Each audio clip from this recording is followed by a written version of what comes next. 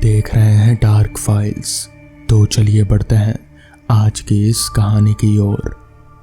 मैं कुछ समय तक मुंबई में रहा हूँ, क्योंकि मुझ पर फिल्म डायरेक्टर बनने का भूत सवार था।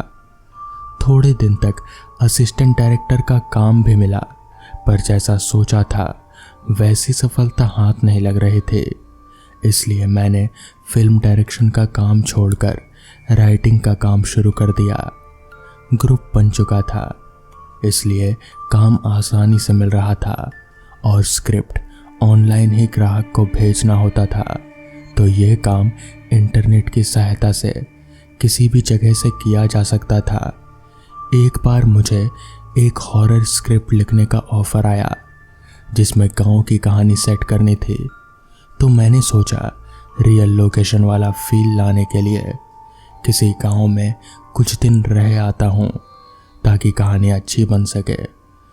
आगे काफ़ी सोच विचार करने के बाद मुझे किसी ने सुझाव दिया कि उत्तर प्रदेश में चंदनपुर गांव है, जहां पर कई लोगों को भूत प्रेत के अनुभव हुए हैं। मैंने फौरन वहां की टिकट कटवाई और अपने लैपटॉप के साथ वहीं जा पहुंचा। बस ने मुझे किसी कच्चे रास्ते पर उतारा। वहां आसपास कुछ पेड़ थे और एक संकरा रास्ता। एक पेड़ के पास 8-10 कौवे बैठे थे। मुझे देखकर वो सारे बेतहाशा चिल्लाने लगे। मैं उन्हें अनदेखा कर गांव की ओर आगे बढ़ गया। आगे कुछ कच्चे मकान नजर आए। मैं उन मकान की ओर जाने लगा तो बाहर बैठे लोग सटासट घरों के अंदर चले गए और दरवाजे बंद कर लिए। ये देखकर मुझे बहुत हैरत हुई। मैं वहीं एक मकान के पास झाड़ के नीचे बैठ गया। सोच रहा था कि किससे मदद मांगूं। तभी अचानक मेरी नज़र ऊपर पेड़ की डाल पर गई। वहां पर एक डरावनी काली बिल्ली बैठी थी, जो मेरी ओर ऐसे घूर रही थी जैसे मेरा शिकार कर लेगी। मैंने उसे डराने की कोशिश की तो वो उल्टा मुझे ही घुर्रा कर डराने लग गई। कुछ देर बाद मैंने उसे अनदेखा कर दिया और फिर से वहीं बैठ गया। तभी अचानक उस बिल्ली ने पीछे से मेरी गर्दन पर वार कर दिया। उसने अपने चारों बड़े दांत मेरी गर्दन पर गड़ा दिए और चारों पैरों के पंजे मेरे कंधे पर चलाने लगी और मुझे नोचने लगी। मैंने फौरन उसे दूर हटाया और वहां से उठ खड़ा हुआ। यह सब चल ही रहा था कि तभी वहां पर एक डाकिया निकला और उसने मुझसे पूछा कि मैं वहां क्यों आया हूं। तो मैंने उसे अपना मकसद बताया तो उसने कहा कि यहाँ के लोग आपकी कोई मदद नहीं करेंगे। ये सारे डरे सहमे लोग हैं। इस गांव में रोज रात को भूत प्रेत का तांडव होता है। उस डाकिये ने कहा कि सामने हमारा घर है, वहाँ कोई नहीं रहता। हम इस गांव को छोड़ चुके हैं और पास के गांव में रहने चले गए हैं। आप चाहें तो उस बंद घर की चाबी मैं आपको दे दूंगा। मैंने फौरन हाँ बोल दी, क्योंकि वही मेरी सबसे बड़ी समस्या थी। अब गांव में एक घर मिल गया है और आगे फौरन मुझे अपना काम शुरू करना था। गले पर थोड़ी मरहम पट्टी कर मैंने काम शुरू कर दिया। कौवे वाली बात, बिल्ली वाली बात, लोगों के घर में चले जाने की बात और भूत प्रेत की अफवाहें, इन सब से तालबद्ध तरीके से मैंने लिखना शुरू कर दिया।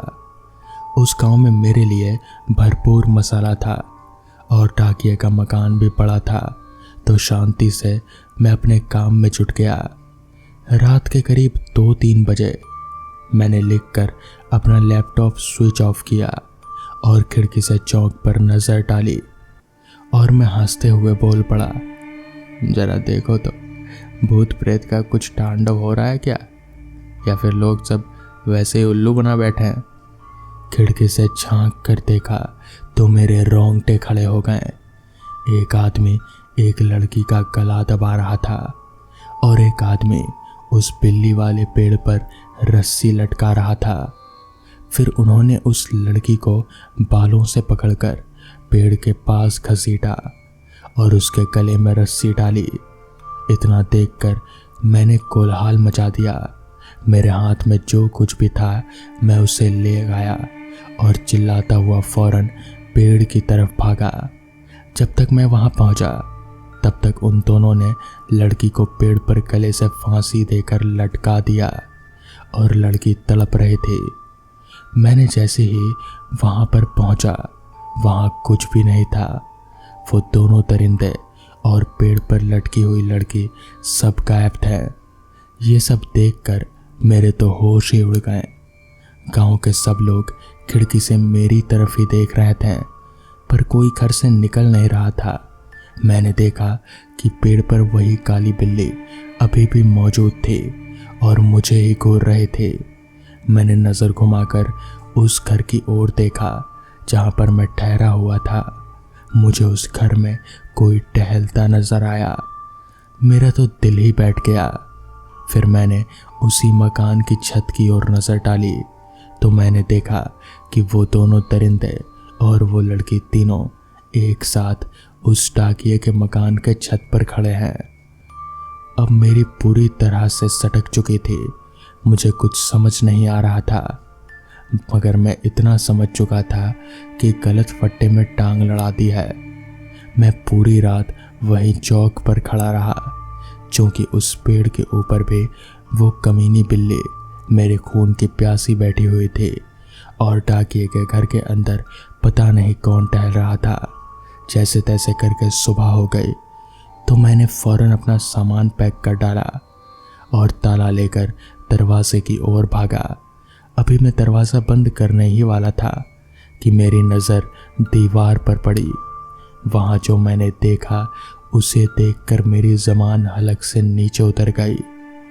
उस दीवार पर उसी डाकिये की हार चढ़ी हुई फ़ोटो थी जिसने मुझे रहने के लिए ये मकान दिया था, और उस तस्वीर पर उसके जन्म और मरण की तारीख भी लिखी हुई थी।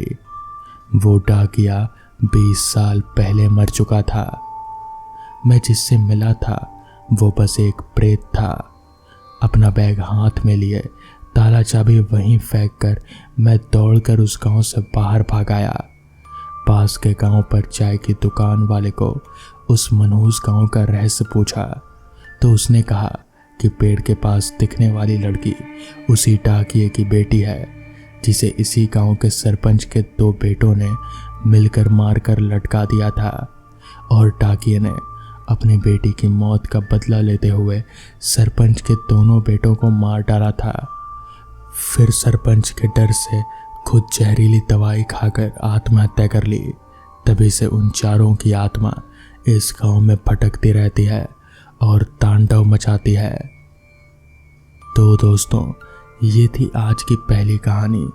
तो चलिए बढ़ते हैं आज की दूसरी कहानी की ओर।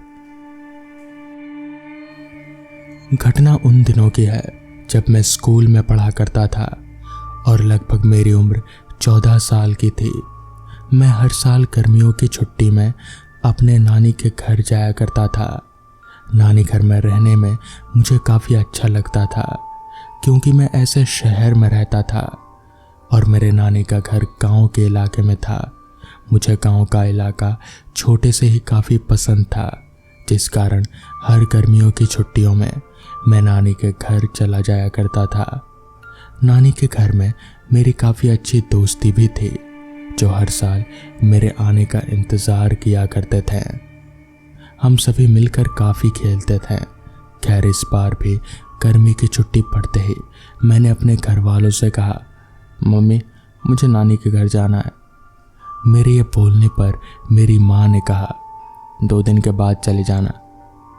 इसके बाद मैं नानी के घर जाने की तैयारी करने लग गया और ठीक 2 दिन बाद पापा मुझे नानी के घर छोड़ आए।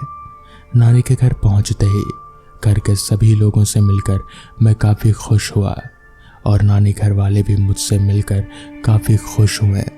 इसके बाद मैं अपने सभी दोस्तों से मिला और उसके बाद हम सभी मिलकर मौज मस्ती करने में जुट गए। खैर, एक शाम हम सभी दोस्त खेल ही रहे थे कि तभी मेरे एक दोस्त ने कहा, यार काफ़ी दिन हो गया ना, हम लोगों ने मिलकर पार्टी नहीं की। इस पर मैंने जवाब दिया, हाँ यार, बात तो ठीक बोल रहा है, काफ़ी दिन हो गए। मेरे ये बोलने पर मेरे एक और दोस्त ने कहा, तो ठीक है, क्यों ना कल रात को गांव के पीछे वाली पहाड़ी पर पार्टी किया जाए।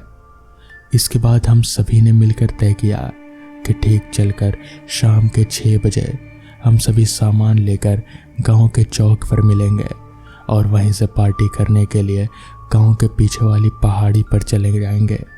सारी बातें हो जाने के बाद हम सभी अपने अपने घर चले गए और घर वालों को पूरी जानकारी दी। पूरी बात बताने के बाद पहले तो घर वालों ने मना कर दिया, फिर हमारे लाख मनाने के बाद घर वाले मान गए। फिर क्या था, अगले दिन हम सभी दोस्त मिलकर पार्टी करने की तैयारी में जुट गए और ठीक सारा सामान जुगाड़ करने के बाद ठीक शाम के 6 बजे हम सभी गांव के चौक पर इकट्ठा हुए और वहां से गांव के पीछे वाली पहाड़ी के लिए रवाना हो गए। हम एक साइकिल पर सारा सामान लाद कर पैदल गांव की पहाड़ी की तरफ बढ़े जा रहे थे। गर्मियों का मौसम था, जिस कारण 6 बजे ही हल्की हल्की रोशनी थी। हमारे गांव से पहाड़ी करीब आधे घंटे की दूरी पर था, तो हम आधा घंटा पैदल चलने के बाद गांव के पहाड़ी के नीचे पहुंचे। गांव के पीछे वाली पहाड़ी के पास पहुंचते ही मैंने अपनी जेब से टॉर्च निकाला, क्योंकि अब आसमान में सूरज की हल्की रोशनी की जगह चांद की मध्यम रोशनी ने ले ली थी और चारों तरफ अंधेरा ही अंधेरा छा गया था।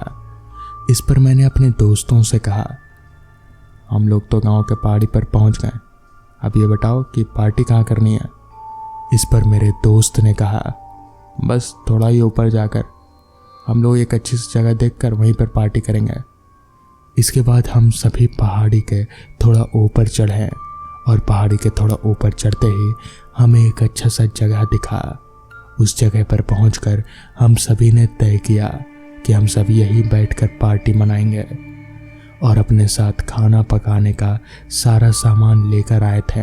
तो फटाफट मैं और मेरे दोस्तों ने जो लालटेन जलाया और मुझे कुछ लकड़ियां जुटाकर चूल्हा जलाने के लिए कहा, तो मैं भी फटाफट से अपने काम में लग गया। घटना आज से काफ़ी साल पहले की है। उस समय हमारे गांव में आबादी काफ़ी कम थी, जिस कारण दूर दूर तक हमारे अलावा हमें और कोई भी दिखाई नहीं पड़ रहा था। बस हम 5 दोस्त थे, उस सुनसान इलाके में थे। अंधेरा तो पूरे माहौल में इतना फैला हुआ था कि हमें लालटेन के बिना कुछ भी साफ साफ नज़र नहीं आ रहा था। खैर, लगभग 2 घंटे के बाद हमारा खाना बनकर तैयार हो गया और अब बारी थी तो सभी बैठकर खाने की कि तभी मेरे दोस्त ने कहा, अरे यार, हम अपने साथ जितना पानी लेकर आए थे वो तो ख़त्म हो गया। इस पर मेरे एक दोस्त राकेश ने कहा, ठीक है, यहीं पास ही में एक तालाब है, मैं जाकर वहाँ से पानी लेकर आता हूँ। इतना बोलकर राकेश ने पानी का घड़ा उठाया और टॉर्च लेकर तालाब की ओर चलता बना। अब राकेश लगभग गए हुए उसे 5 मिनट हो गए थे, मगर अभी तक राकेश लौट कर नहीं आया था। इस पर मैंने अपने बाकी दोस्तों से कहा, यार, तालाब कितनी दूर है, अभी तक राकेश लौट कर नहीं आया। मेरे पूछने पर बाकी दोस्तों ने कहा, इतनी दूर तो नहीं है, अभी तक तो उसे लौट आना चाहिए। अभी हम बातें कर ही रहे थे कि तभी हमें अचानक काफ़ी ज़ोर से चीखने की आवाज़ सुनाई पड़ी। उस आवाज़ को सुनकर हम एकदम से चौंक गए और मैंने अपने दोस्तों से कहा, ये तो राकेश की आवाज़ है ना। इस पर मेरे बाकी दोस्तों ने एक साथ कहा, हाँ, ये राकेश की आवाज़ है। जिस पर मैंने कहा, लगता है राकेश किसी मुसीबत में, हमें चलकर उसकी मदद करनी चाहिए। और इतना बोलकर हम तीनों दोस्त सारा सामान छोड़कर राकेश की मदद करने तालाब की ओर चलते बने। हम दौड़ते भागते तालाब की ओर जा रहे थे। हमें समझ नहीं आ रहा था कि राकेश के साथ हुआ तो हुआ क्या। भागते भागते हम तालाब के पास पहुंचे तो पहले तो हमें राकेश कहीं नहीं दिखा। फिर इधर उधर नीचे दौड़ने के बाद हमने देखा, और हमने जो देखा उसे देखकर हमारे पैरों तले की ज़मीन खिसक गई और हमारे हाथ पैर कांपने लगे, क्योंकि हमने देखा कि तालाब के ठीक ऊपर एक काफी बड़ा सा आदमी है राकेश को घसीटते हुए जंगल के अंदर ले जा रहा था। उस आदमी का कद इतना लंबा था कि वो किसी जिंदा इंसान तो हो नहीं सकता था। साथ ही साथ उस आदमी के दोनों हाथ खून की तरह लाल चमक रहे थे। ये देखकर हम समझ गए कि कोई भी आदमी नहीं बल्कि यह शैतान है जो राकेश को मारने ही वाला है। खैर जो भी हो, हम सभी हिम्मत जुटाकर तालाब की ओर राकेश को बचाने के लिए दौड़े। तालाब के उस पर पहुंचते ही हम जैसे ही राकेश को पकड़कर उस आदमी के हाथों से खींचने लगे, मगर उस शैतान ने राकेश को इतनी जोर से पकड़ रखा था कि हम राकेश को छुड़ा तो दूर उसे हिला तक नहीं पा रहे थे। हमें समझ नहीं आ रहा था कि हम क्या करें, मगर हम इतना ज़रूर जानते थे कि हम काफ़ी बड़ी मुसीबत में फंस चुके हैं और हमारे यहाँ से बचकर निकल पाना नामुमकिन है। साथ ही साथ हम ये भी जानते थे कि हमारी मदद करने के लिए कोई नहीं आएगा, मगर शायद उस रात हमारी मौत नहीं थी। काफ़ी लेट हो जाने के कारण और अभी तक घर नहीं पहुंचने की वजह से हमारे घर वाले हमें ढूंढते ढूंढते वहां आ गए और काफ़ी लोगों को एक साथ देखकर वो शैतान एकदम से राकेश को छोड़कर गायब हो गया। इसके बाद हम भागते हुए अपने घर वालों के पास आए और पूरी बात घर वालों को बताई और वापस आने लगे। घर वापस आने से पहले हमने सोचा क्यों ना खाना खाकर घर जाया जाए। तो खाना लेने के लिए जैसे ही हम पार्टी वाली जगह पर ऊपर पहुँचे तो वहाँ जाकर हमने जो देखा वो देखकर हम और भी ज़्यादा डर गए, क्योंकि हमारा सारा खाना एकदम से गायब हो चुका था। इसके बाद मायूस होकर हम अपने अपने घर चले आए और कभी पार्टी करने की जिद नहीं की। बाद में पता चला कि गांव के पीछे वाली पहाड़ी का इलाका पूरी तरह से भूतिया है और वो तो उस पहाड़ी पर भूतों का ही बसेरा है। तो दोस्तों, ये थी आज की पहली कहानी। तो चलिए बढ़ते हैं आज की दूसरी कहानी की ओर।